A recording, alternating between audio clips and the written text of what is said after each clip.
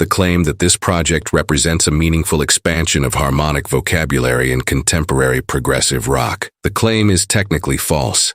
The interesting question is why the falsity has functioned, and the answer to that question reveals something about the contemporary listener that the listener may not want to hear about himself. Let me start with what is actually happening in the audio file. When the duo divides the octave into 24 equal parts rather than the 12 of the Western tempered system, an entire family of new intervals becomes theoretically available. The neutral second sits exactly between the minor second and the major second, at 150 cents from the fundamental. The neutral third occupies the territory between minor and major third, at 350 cents. The neutral sixth, the neutral seventh, the half-diminished fifth, the supermajor third, all of these are intervals that the 12-tone system cannot produce, and each of them carries a distinct harmonic color with consequences for chord construction, voice leading, and tonal grammar. A composer who actually inhabits the 24-tone space treats these neutral intervals as structural primitives, building chords whose internal logic depends on their presence and whose effect cannot be replicated within 12. Angine de Poitrine does not do this, not in Sarnes, not in Mata Ziklec, not in any track of the catalog I have examined with score paper in hand and a tuner running on the second monitor. What the duo does instead is detune entire layers of conventional harmony by a fixed quarter-tone offset, while preserving rigorously traditional intervallic relationships within and between those layers. The bass line in Sarnes traces a melodic contour shifted globally by 150 cents below standard pitch. The guitar doubles it an octave above, maintaining the same offset. The harmonizing third voice sits a major third or perfect fifth above the bass, again at the same global offset. The result sounds alien to ears trained on standard tuning, because the absolute pitches are unfamiliar, but the relative intervals between simultaneously sounding voices are exactly the perfect fourths, perfect fifths, major thirds, and minor sixths of the 12-tone vocabulary. Strip the global offset by retuning the file in any audio editor, and what emerges is a sequence of harmonic moves that any student of mid-period King Crimson or early Universe Zero would recognize as derivative competence, not radical invention. This is not microtonality. This is detuning with marketing. Now compare this with what microtonal composition is actually meant in the historical traditions that earned the term. Julián Carrillo, the Mexican composer whose Sonido Trece movement began in 1924, with the publication of his manifesto on the 13th sound, devoted 4 decades to constructing a compositional grammar based on subdivisions of the tone into halves, thirds, quarters, eighths, and sixteenths, and built a series of custom instruments, the harp zither in quarter tones, the modified piano in 16th tones, to make the new intervals playable. Carrillo's Preludio, a Cristobal Colón, composed in 1922, deploys neutral intervals as load-bearing elements of its harmonic architecture, not as decorative offsets of conventional triads. Take any neutral third out of that piece, and the chord it inhabits collapses. Take any quarter-tone offset out of an Angine de Poitrine track, and the chord remains structurally identical,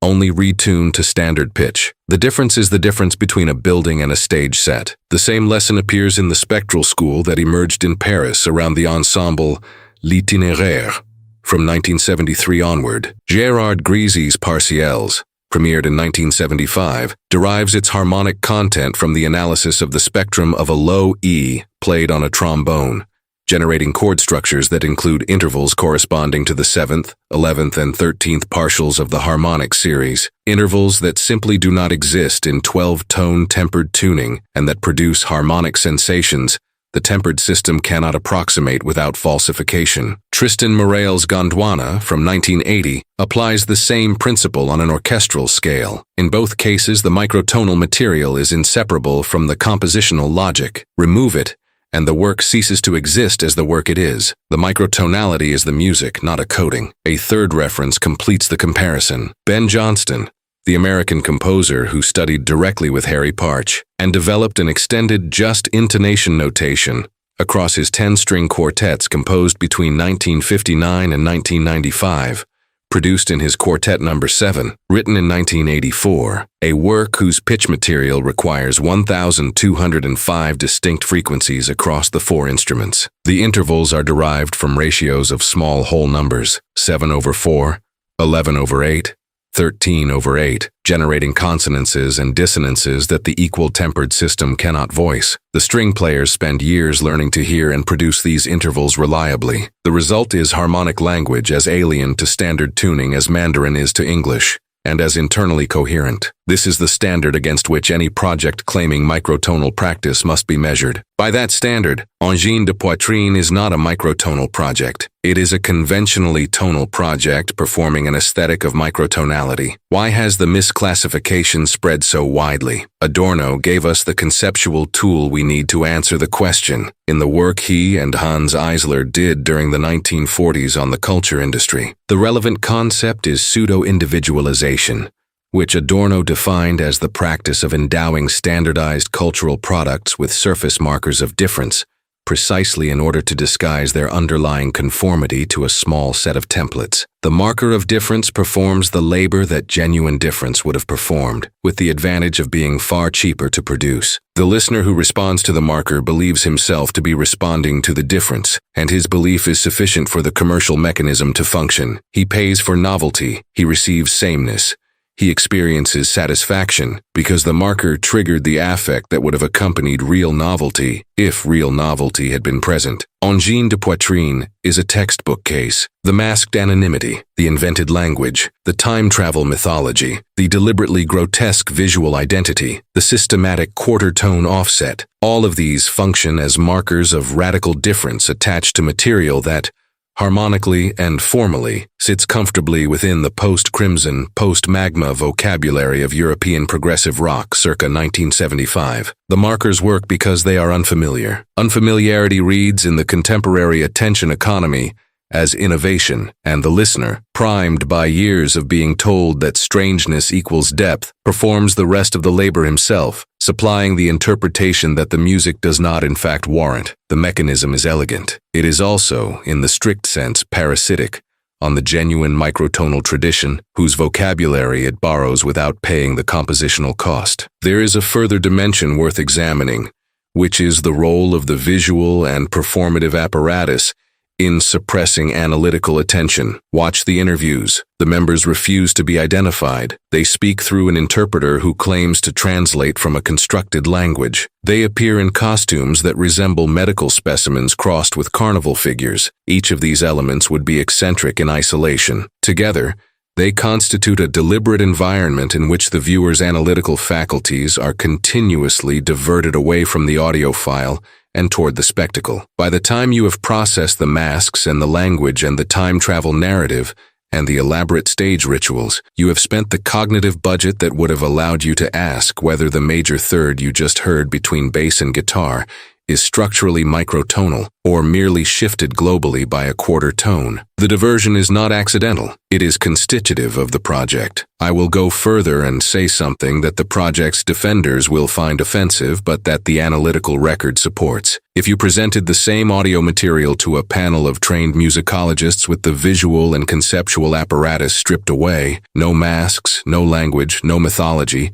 just the sound itself transcribed and analyzed, the verdict would be uniform. Competent post-progressive rock with conventional harmonic vocabulary, modest formal ambition, and a systematic detuning gimmick. The verdict changes only when the apparatus is reattached, and the change in verdict is a measure of how much critical work the apparatus is doing on behalf of the music. This is not a moral indictment of the duo. They built a successful project.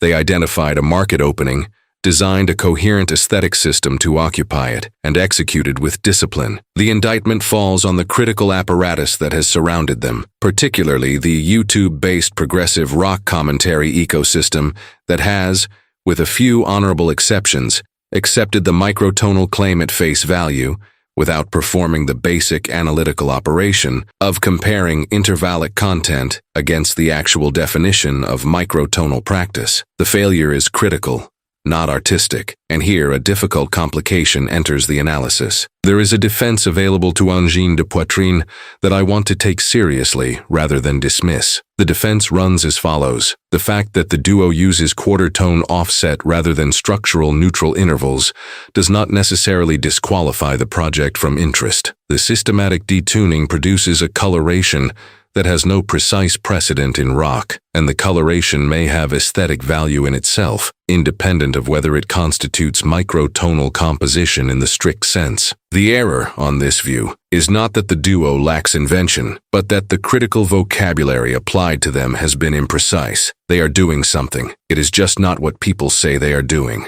I am willing to concede half of this defense. The systematic detuning does produce a coloration, and the coloration is recognizable. What I am not willing to concede is that the coloration carries enough internal complexity to sustain the kind of repeated listening that genuine harmonic invention rewards. After 3 or 4 hearings, the ear adjusts to the offset, the strangeness wears off, and what remains is the underlying material, which is not strong enough to hold attention on its own. Compare with Magma's Theus Hamtak, recorded across 1973 to 1975, which after 50 hearings continues to reveal new internal relationships, because the harmonic and rhythmic material was constructed to support that depth. Angine de Poitrine has nothing analogous to offer, because the construction was never designed to operate at that level. It was designed to produce a first impression effect, and it does so efficiently. But the first impression is also the only impression, and a project whose entire effect dissolves on second exposure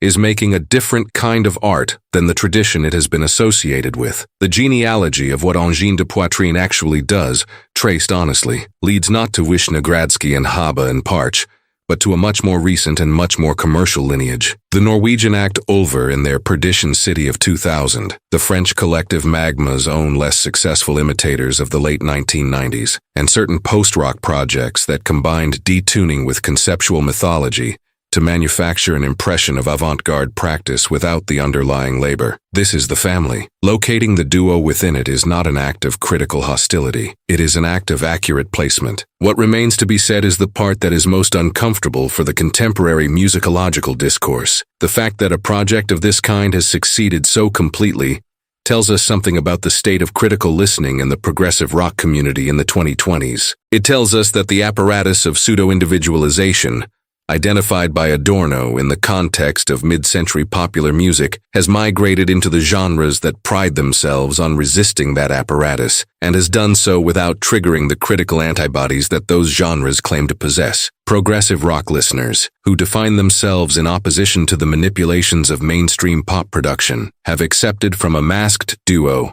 a manipulation more elegant than anything the mainstream produced in the same period. The manipulation worked because it spoke the language of complexity. It mimicked the surface signs of seriousness. It quoted the visual codes of the avant-garde. And the listeners, trained to respond to those codes, supplied the interpretation that completed the illusion. This is the lesson, if there is one. The avant-garde has always been imitable at the level of sign while remaining unmatched at the level of substance. The contemporary attention economy has perfected the imitation to a degree that makes the substance optional. Angine de Poitrine is not an aberration. It is a symptom. The question is whether the listener will keep mistaking the symptom for the cure, or whether at some point the score paper will come back out, the tuner will start running, and the polite consensus that has surrounded this project will be replaced by the analytical operation it has so far been spared. Until that happens, the masks stay on, the alien language continues, and the quarter tones keep performing the labor of an invention that was never made.